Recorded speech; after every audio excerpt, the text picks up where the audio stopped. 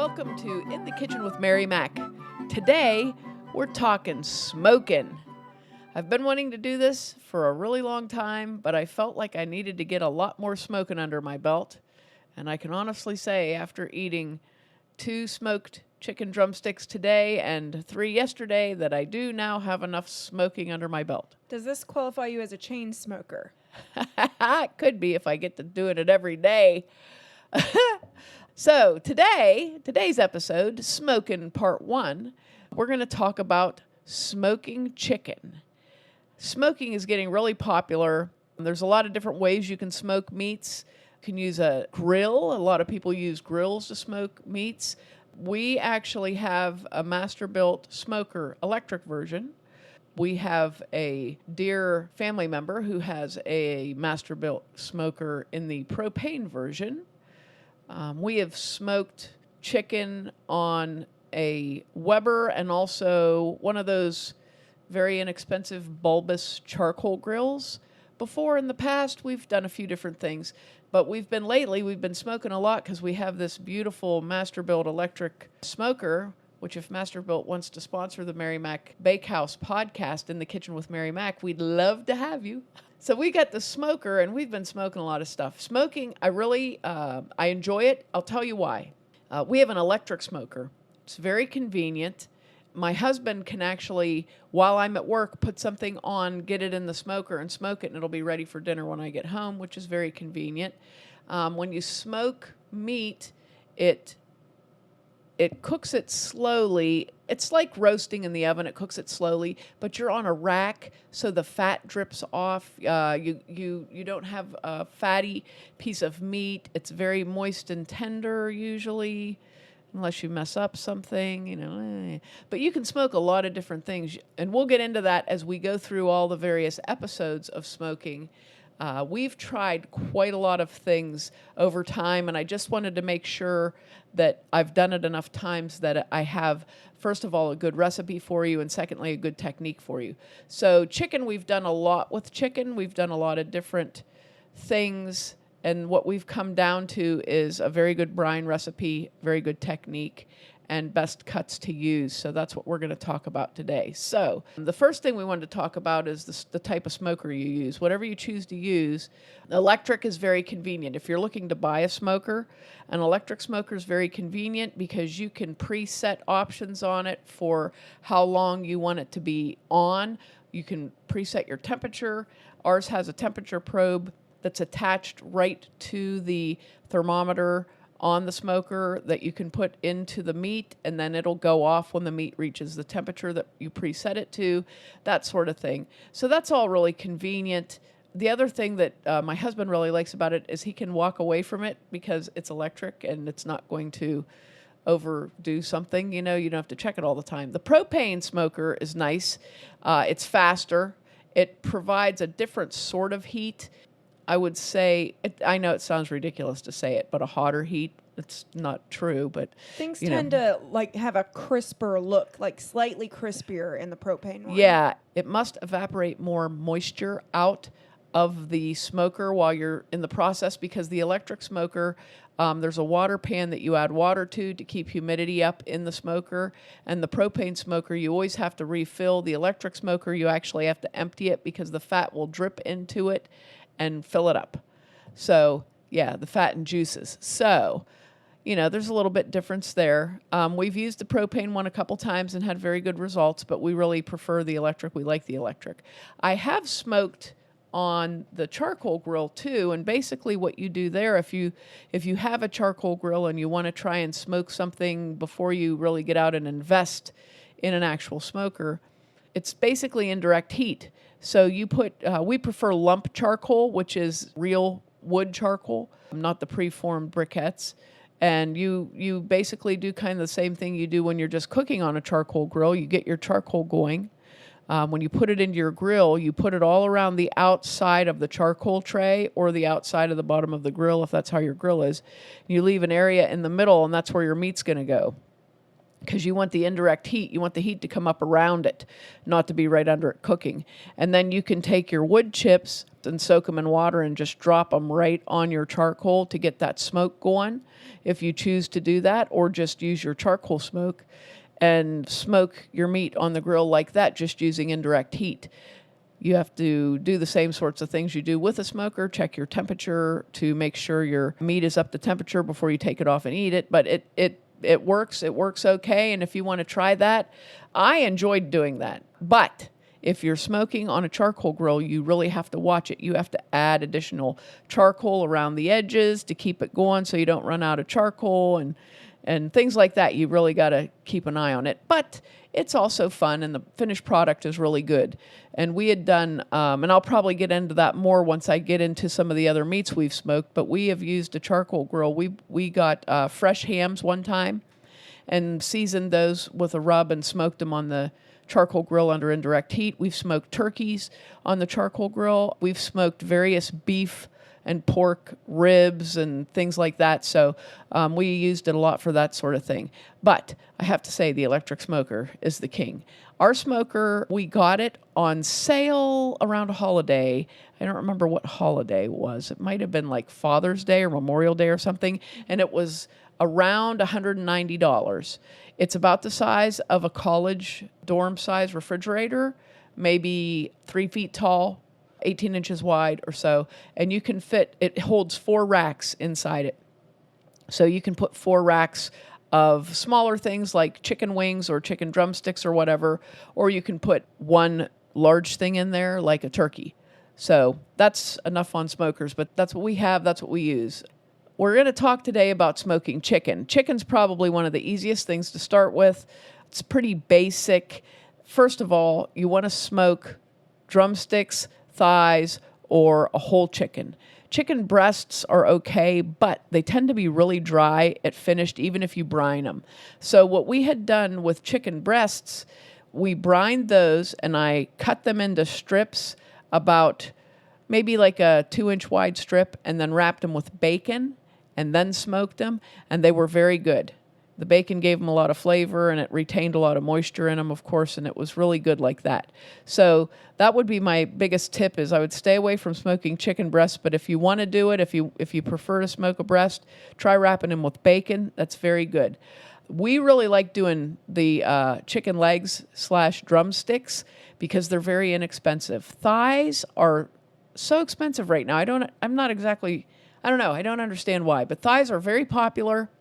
Very expensive. Drumsticks. Don't even think about wings unless you have a bottomless budget. Yeah, wings are a fortune. So we have crossed wings off of our list. Even though we have smoked them and they're delicious, they're just so expensive. But you can use the same recipe and follow the same techniques as we do here for chicken wings.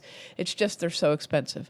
So if you're having a family event or you're having a big picnic or something, what we've been doing lately is doing drumsticks. Drumsticks tend to be right now 79, 89 cents a pound. It's a very good deal. You can get a great big package of them for a few dollars. We have done them for various holidays, birthday parties, fundraisers, and that sort of thing. It's a very inexpensive thing. We just did a big fundraiser yesterday, Float for Fox. We smoked 200 drumsticks, and they cost me $71. So that was a lot of food for a very small price. That was something good that you could do. So that's what we did. It worked out really well. And basically what you do, if you're going to smoke chicken, you want to plan a couple days ahead. So let's say you're planning on smoking your chicken on a Saturday. So what you need to do Thursday night is make your brine. The brine recipe is fairly simple. You may have to go out and pick up a few things. Most of these things I would consider pantry staples, but you might have to go pick up a few things. And I'm going to give you my brine recipe because, first of all, when you start getting into smoking, nobody tells you anything. It's like double top secret. So they either tell you nothing, or what they tell you is so super complicated that you can't even do it. So I'm going to give you my simple technique. I had a friend give me some tips on this when I first got started, and he gave me a tip. Didn't give me a recipe, but he told me to brine it and told me how to brine it and told me how to smoke it. And so this is my brine recipe. You need a gallon of water, 3 cups of apple cider vinegar, and you want a good quality apple cider vinegar that has good flavor. I would say like Heinz. Food Club makes a very good apple cider vinegar. Bellevue does a good apple cider vinegar, but you want a good quality one, 5% acidity with a good smell, good flavor. 2 tablespoons of dried rosemary leaves. 5 teaspoons of minced garlic, either fresh, which is like 5 cloves minced up, or what comes in a jar that you just measure 5 teaspoons out of. And I measure 5 heavy teaspoons, so you don't have to level it off. Just scoop up 5 teaspoons. 3/4 cup of kosher salt, 2 cups of brown sugar. You can use light brown sugar or dark brown sugar. Dark would have a more flavorful, like that dark, sweet kind of flavor. Light doesn't have that much, so if you can use whichever one you prefer. 2 tablespoons of cracked black pepper or 3 tablespoons of whole black peppercorns. 5 whole bay leaves, and then what you're going to do is put that all into a nice big pot, bring it to a boil. Once it starts to boil and it's boiling really good, turn it off, let it cool off a little bit, and then put the lid on it. And you want to let it cool completely to room temperature so it can either sit overnight or you can just let it cool down, until you're ready to use it. So you don't want it to be warm at all because you're putting your chicken in there. So you want it to cool off at least to room temperature. Once it cools down, you can store that in your refrigerator until you're ready to use it. So if you do this a few days ahead of time, you can let it cool off, put it in a container, and put it in your refrigerator until you're ready to brine your chicken. Now, it takes a while to get it to a boil. It takes a while for it to cool down. So I always do this, like if I'm going to do something on Saturday, what I'll do is I'll either do this Thursday night or Friday right after work. I'll get right to it and get my brine going. And then once it's cooled off, usually like 3 or 4 hours later and it's cooled off, I'll put my meat in it like Friday night, or I'll let it go over Thursday, keep it in the refrigerator, and then brine it Friday when I get home. Okay, so you have your brine done. Now you're ready to start dealing with your chicken. Now, I have done several types of chicken, so I'm going to go over all of those as we do this prepping, okay? Basically, if you're going to do chicken drumsticks, chicken thighs, or a whole chicken, you're going to take your chicken out of the package, rinse it off, trim off any excess fat or skin, especially if it's a whole chicken. Sometimes there'll be a lot of fat inside it. There'll be a big tail section sticking on it, all that. Trim all that extra stuff off. You don't need that on there. Rinse your chicken well, and I usually put it in a colander. I rinse it off, and then I put it in a colander and let it drain some, and then I get ready to put it into the brine.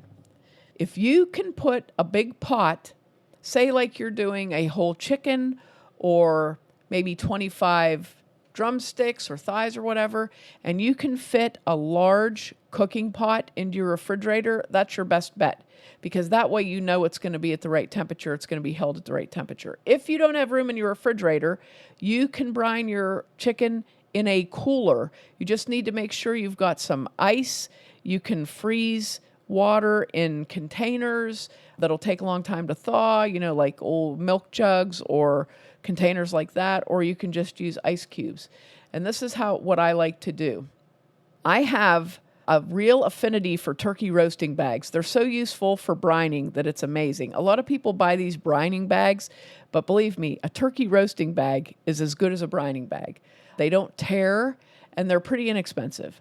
So you can do one of two things. You can use a big stainless steel pot or a turkey roasting bag. What you want to do is put your chicken into your container. Okay, if you're going to use a bag, set your bag inside a big pot so that it doesn't roll over and spill your brine all over the place. And then you're going to very carefully put the brine over top of the meat. So if you're in a big pot, you just put all of your chicken legs or thighs or your whole chicken into the pot, pour your brine over that. If the brine doesn't completely cover it, you can add water to that until it's completely covered, and then put a lid on it and put it in your refrigerator. If you're going to use a great big turkey roasting bag, same thing, put your chicken into the turkey roasting bag. And if you have somebody to help you out this part, that's great. Have them hold on to the bag or else fold it up over the side of a pan and then put your brine over it. Make sure your brine covers it. Add a little more water if you need to. Take that turkey roasting bag and twist it shut and try to get as much air out as you can. Don't suck it out with your mouth, though. That's a bad idea. Just kind of squeeze it out and then put a twist tie on it real tight. Fold the top over again, put another twist tie on it, and you can take that bag. And this is what I do when I'm doing bigger things, which we'll get to at another podcast when we talk about turkey. I take that bag and I set it in a cooler, and then I just pour ice over the top of it and shut the cooler. And I always put a blanket folded over about 4 times on top of the cooler so the cold doesn't seep through the top of the lid, because the lid is the least insulated place on a cooler. If you're using a cooler, you have to do that. And you want to check that cooler all the time and make sure you have ice on it. Even though it's in your house and it's reasonably cool in your house, you'll need to make sure there's good ice on there. And I have found when I do use a cooler and ice method, if I remember to put an insulating blanket on the lid, usually that ice will stay overnight to the next day till I'm ready to put it into the smoker. I very rarely have to add more ice to it unless it's like particularly warm out. So that's a good way to do it. You want to have it below 40 degrees, whether it is in your refrigerator or whether it is in your cooler, well below 40 degrees, and you keep that chicken in there for 12 to 24 hours. When you're getting ready to smoke, your chicken has been brining, you're getting ready to smoke. If you're doing legs, thighs, chicken breast, or the whole chicken, what you want to do is get it out of the brine when you're getting ready to put it in the smoker. You'll rinse it off and pat it dry or put it in the colander, like I said, and let it drain off a little bit. Then it's ready to go in the smoker. Before you take your chicken out of the brine, though, you want to get your smoker set up and heated up and ready to go. So follow your manufacturer's instructions, but I'm going to tell you what we do so that you know what to do. Get your smoker set up, turned on, and preheated to 250 degrees. Chicken smokes in about 3 hours usually, so 250 degrees is a nice temperature. You're making sure you're getting it up to heat quick. You'll get a lot of smoke at that temperature, and it will be well cooked. So if you set your smoker on 250 degrees, once it comes up to temperature, it'll beep. Unless it's a really old smoker, sorry, it may not do anything. But you should have a thermometer on it. If you don't, check it with an oven thermometer and make sure it's at 250. When chicken is done and ready to eat, it should have an internal temperature of 165 to 170 degrees. And you'll need to get a nice meat thermometer to check that, which is essential to grilling and smoking. There are a variety of great thermometers out there. Some of them look like a giant fork, and they have a little thermometer in the handle. Some of them are just a long probe that goes into the meat and has a digital setting. You can use the old style thermometers that just have a long probe that goes into them and a dial that reads the temperature, whatever you want to use. But these instant read thermometers are fantastic. They work so well. You just stick them into the meat and it gives you the temperature, and that way you know that your meat is safely at temperature. Okay? So you get your smoker, heat it up, ready to go. Fill your pan with water. A lot of people use like apple cider and things like that. We just put water in it, and the water in that pan in the bottom of your smoker just provides moisture to the process, keeps your meat moist. The wood chips that we like to use, we use apple chips, mainly because we have a lot of apple trees in our yard and that's readily available. However, what we've discovered is that apple really provides a very good smelling and good tasting smoke and smoke flavor to the meat. We've tried a couple other different kinds of wood and we didn't really like them as well. So we've smoked just about everything that we've smoked. We've used apple, we've had pear before, but I would highly recommend using apple wood to smoke over. It's just a very pleasant, like a light smoke, but it smells like, when you smell it, it smells like what you think barbecue smoke should smell like, I guess would be the best thing to say. So chip your wood up and have your wood ready. You can soak your wood, if it's very dry, in water for 15 to 20 minutes before you get ready to put it in the smoker, or you can just, if it's green wood, you don't have to soak it. Soaking it makes it smoke and not burn up. Sometimes we soak it, sometimes we don't soak it, depending upon the mood or the wood.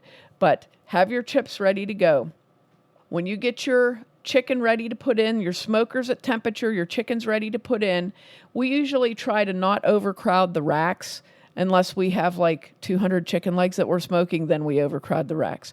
But you want the smoke to be able to circulate all through the meat. So probably about 10 chicken legs or chicken thighs on each rack would be plenty. If you don't have that much to smoke and you really want to spread them out, you can do that. Or just use 1 or 2 racks, then you don't have as much cleanup. If you're doing a whole chicken, you're going to just leave 1 rack in and take your whole chicken that's been rinsed off and put it breast side down on the rack. It does not have to go into a pan if it's whole.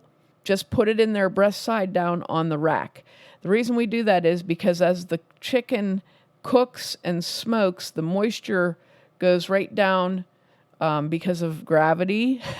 It goes down into the breasts and it comes out very, very moist. We're going to have some pictures up, and we spatchcocked a chicken, and that was interesting.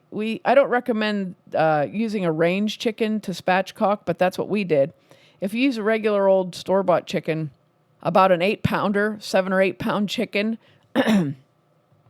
it's pretty easy to spatchcock it. You basically take your kitchen shears and cut up the backbone of the chicken until it's cut completely through. Flip it over and press down on the breastbone, and you crack the breastbone, which causes the chicken to lay flat. Okay?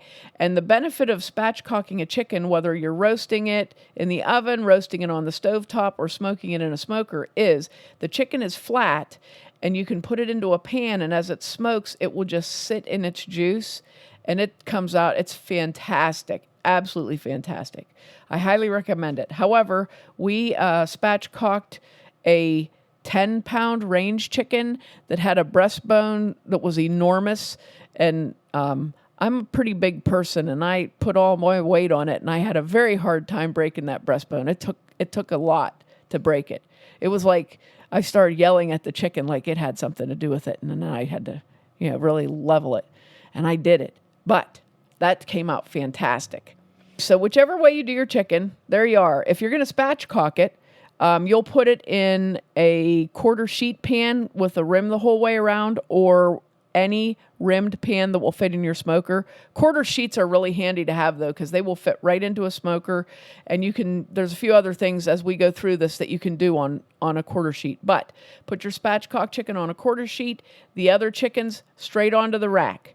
You're going to put them in the smoker, shut the door, put your chips in the smoke tray, drop them in, and just watch that delicious smoke start to come out of there. Now, it's very tempting when you're smoking things to continually open the smoker and look at them, but don't do that because you'll let the smoke out.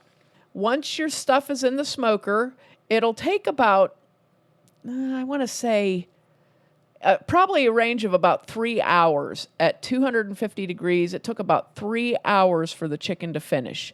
If you're doing this in the wintertime, I can tell you because we've done this in the wintertime, it takes longer. If it's cold where you live, it takes a little bit longer because it's cold outside and the smoker has to work harder to get up the heat. But it still works pretty well. And remember, you're going to take your instant read thermometer. You're going to stick it into the thickest part of the meat. So if you're doing a whole chicken, you're going to stick it down. You can either stick it into the breast, the thickest part of the breast, or you can stick it in at the drumstick. If you're doing your drumsticks, the fattest part of the drumsticks, the thigh, try to get where you're not right up against the bone, and just check that temperature. And like I said, when it's at 165, that's the recommended temperature for serving chicken. However, if you want to leave it in there longer, more smoke, more heat, whatever, you can get your chicken up to 170, 175, and that's fine. You don't want it to dry out. from leaving it in there too long.